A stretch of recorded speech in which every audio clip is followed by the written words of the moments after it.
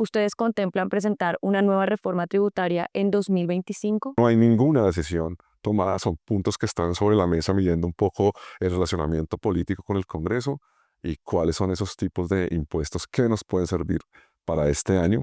Habla Diego Guevara, ministro de Hacienda de Colombia, en una conversación exclusiva con Bloomberg Línea, en la que resta valor a la presentación de una tercera reforma tributaria porque no tendría mucha utilidad de cara a la financiación que se requiere para este 2025. Por otro lado, el jefe de la cartera de Economía dice que la regla fiscal tiene elementos que deben ajustarse, como el ancla de la deuda, y revisar, por ejemplo, si rubros de inversión como vigencias futuras pueden excluirse. Estas son sus declaraciones. Diego Guevara, ministro de Hacienda de Colombia, gracias por su tiempo para conversar con Bloomberg Línea.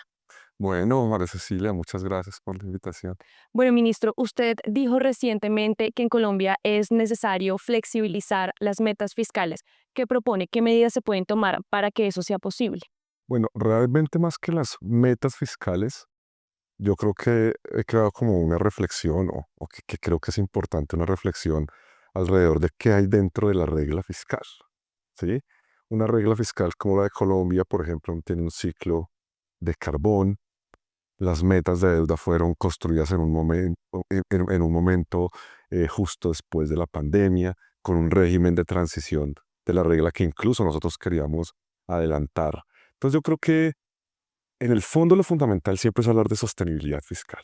¿Sí? Yo creo que eso es lo fundamental y nosotros estamos comprometidos con la sostenibilidad fiscal del país. El año pasado hicimos un ajuste, un recorte de 28,8, adicionalmente un manejo fuerte de la caja para cumplir con la regla de 2024, que es el esfuerzo muy, muy grande que hemos hecho. Pero más allá de esto, la regla fiscal pues es una ley de la República y la cumplimos, ¿no? Creo que ese es el punto de partida. Esto no quiere decir que el mundo y que incluso nosotros también como país tengamos una reflexión de los ajustes que van requiriendo las reglas en el tiempo. Siempre, por supuesto, con un horizonte de flexibilidad, pero también revisando técnicamente temas como el ancla de deuda. Revisar temas, si yo, por ejemplo, rubros de inversión como vigencias futuras los puedo excluir de la regla fiscal. ¿Sí? Yo creo que es una reflexión importante y teórica que muy seguramente en los próximos años tendremos, no sé si en este gobierno, pero seguramente existirán esos proyectos de ley. Por ahora nosotros como gobierno nacional jugamos con los elementos que hay de la regla fiscal actualmente y sobre todo en un horizonte de sostenibilidad. Hablando precisamente de eso, ministro, en 2024 hubo tasas de inversión históricamente bajas y se teme que pueda haber nuevas rebajas de calificación. ¿Qué certeza tienen los inversionistas internacionales de que el gobierno efectivamente y el Estado colombiano van a cumplir con esa regla fiscal este año? Yo creo que las tasas de inversión bajas pasan por una variable fundamental y son las altas tasas de interés. O sea, cualquier curso básico de macroeconomía siempre les explicará la correlación inversa entre tasa de interés e inversión. Es decir, una tasa de interés muy alta desincentiva la inversión, sobre todo, digamos, inversión real, inversión física. Yo creo que eso es importante tenerlo presente.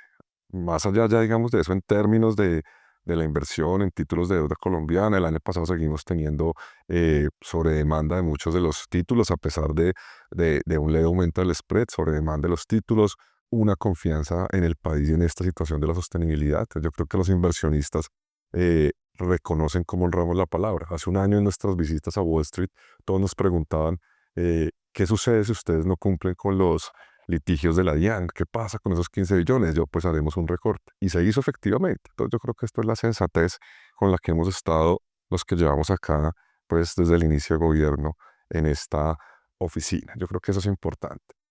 Respecto a la calificación, pues yo creo que es que realmente la calificación del país de 3 de las calificadoras, 2 se habían perdido en el 2021.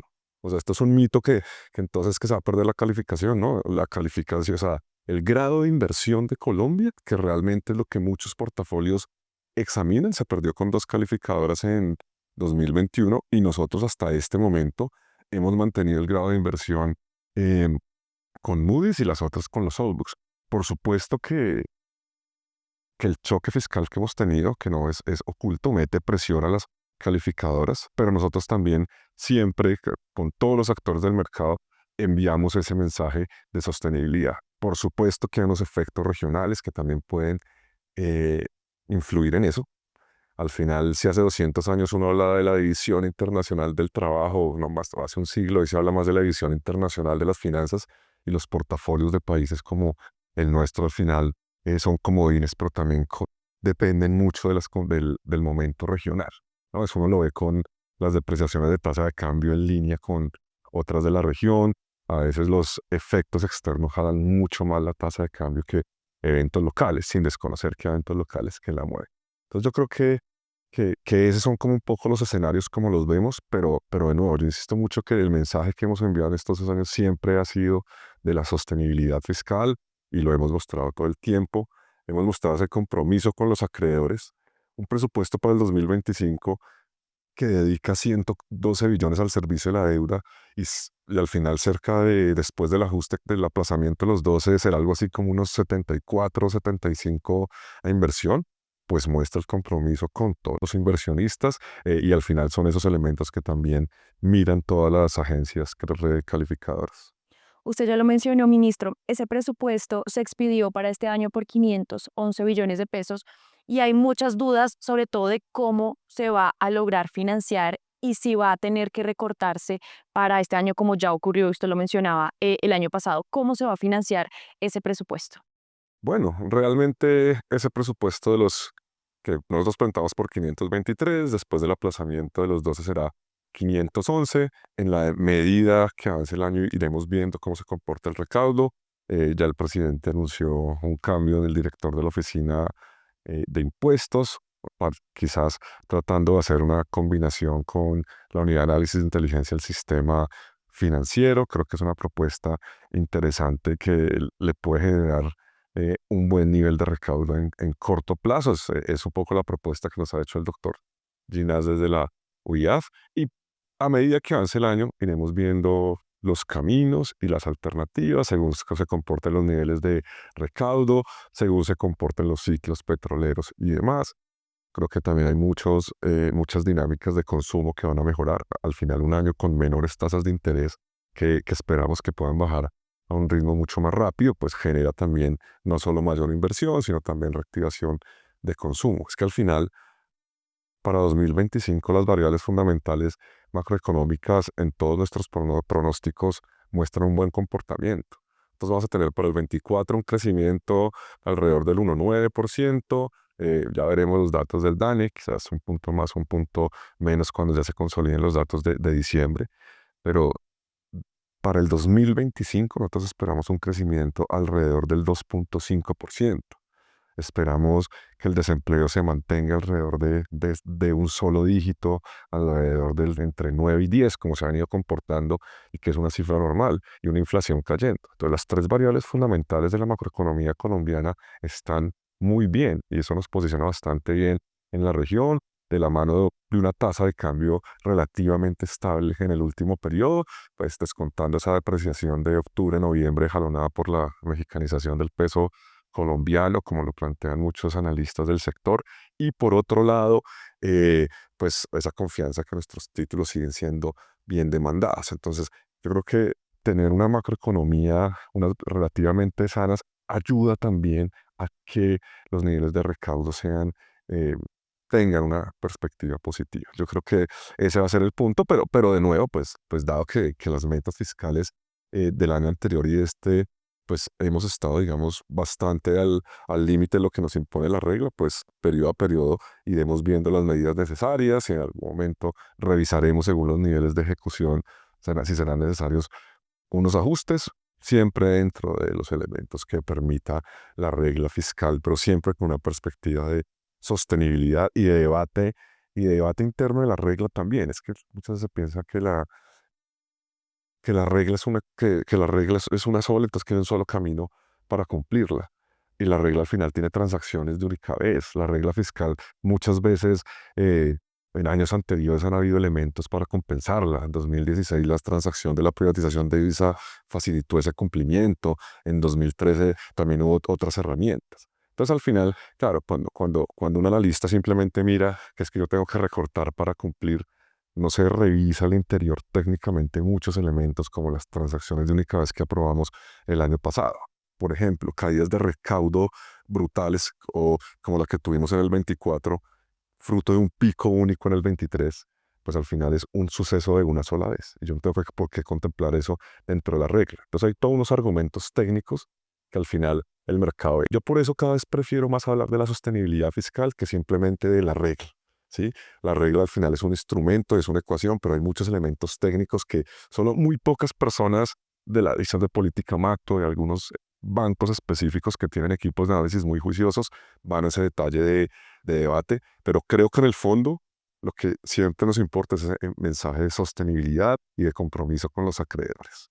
Ministro, teniendo en cuenta la necesidad que hay de generar ese recaudo tributario para la financiación de los ingresos del Estado y pues también teniendo en cuenta ese espaldarazo o esa decisión del Congreso de hundir la reforma tributaria que era muy importante para la financiación de este presupuesto este año, ¿ustedes contemplan presentar una nueva reforma tributaria en 2025? Para 2025 yo creo que hay un primer elemento y son el elemento político, las relaciones con el Congreso colombiano. Una vez inicien las sesiones en febrero, creo que se medirá el pulso y la temperatura de las relaciones con el Congreso. Por otro lado, ha sido un tema que se ha discutido por diferentes miembros de gobierno, pero no hay una decisión tomada. Sobre todo porque hay muchos elementos de las reformas tributarias que no nos sirven para financiar el 25. Entonces creo que ese es uno de los puntos que hay que ver en detalle. ¿Cuál es el realismo de lo que podemos lograr con una reforma y que nos ayude con este año, que es donde afrontamos, digamos, una presión fiscal importante? Entonces, respecto a este tema, no hay ninguna decisión tomada. Son puntos que están sobre la mesa midiendo un poco el relacionamiento político con el Congreso y cuáles son esos tipos de impuestos que nos pueden servir para este año.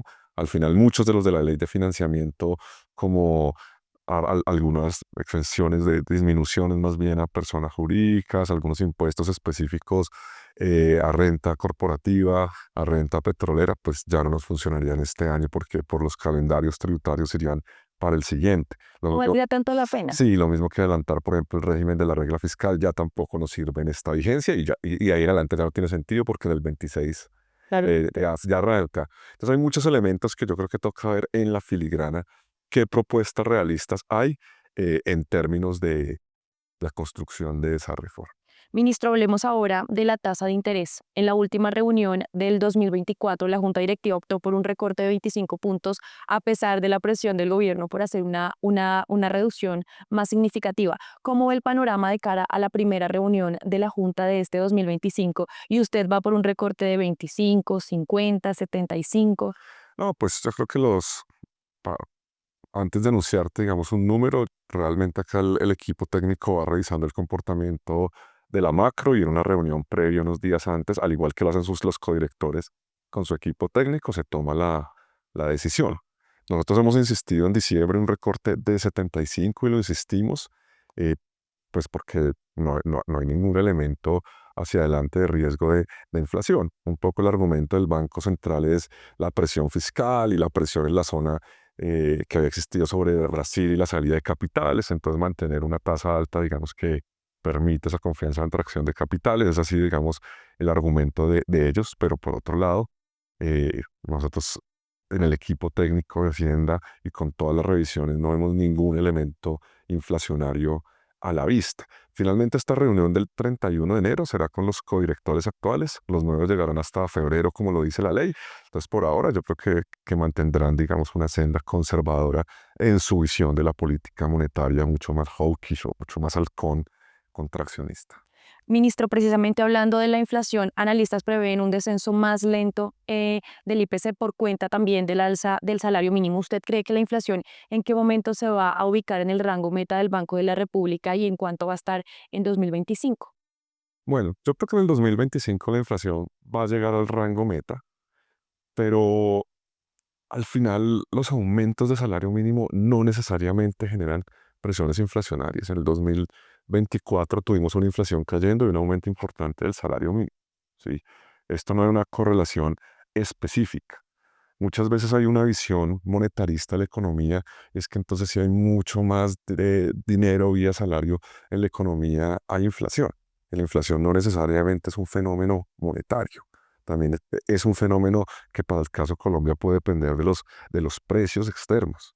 De hecho, el año pasado en este ministerio se construyó un documento en la línea con los debates internacionales sobre sellers inflation o inflación de los vendedores, cuando hay un aumento de los costos para recuperar, digamos, tasas de ganancia perdidas en periodos anteriores. Entonces yo creo que es una reflexión técnica mucho más profunda alrededor de la inflación, que no es únicamente por el salario. Hay muchos otros elementos que pueden influir en un descenso más lento y creo que entonces esa visión mucho más amplia es la que van a tener los dos nuevos codirectores. Precisamente sobre eso, Laura Moisá y César Giraldo entran a la Junta Directiva del Banco de la República en febrero. Usted ya lo decía, se espera que con este ingreso, esta designación hecha por el presidente de la República, cambie un poco las mayorías conservadoras que están en la Junta del Banco y se arriesguen ya a reducciones mucho más altas. ¿Ese es como el objetivo del gobierno con estos cambios? Pues yo creo que el objetivo del gobierno es tener unas perspectivas teóricas amplias, pero siempre con un rigor técnico. Laura Moisa, si no me equivoco, es la primera mujer con un PhD o con un doctorado en la historia de la Junta del Banco Central. César Giraldo también es un profesor, doctor en economía, vicepresidente de la bancaria en los años 80, una amplia trayectoria académica en la Universidad Nacional. Entonces, creo que son perfiles técnicamente calificados, pero también con una visión más amplia y que no solo la inflación es un fenómeno monetario. Yo creo que ese es el debate en el fondo. Y plantear unas reflexiones mucho más amplias, pero de una manera técnica y responsable. Y yo creo que el presidente lo ha planteado eligiendo estos dos perfiles, una composición más diversa, una composición donde es la primera vez donde va a haber 3 mujeres en una junta de 7 hombres. Yo creo que queda una la codirectora Olga Lucía Costa, quedan, digamos que va a ser un elemento bien importante allí. Es Diego Guevara, ministro de Hacienda de Colombia. Muchas gracias por su tiempo con Bloomberg.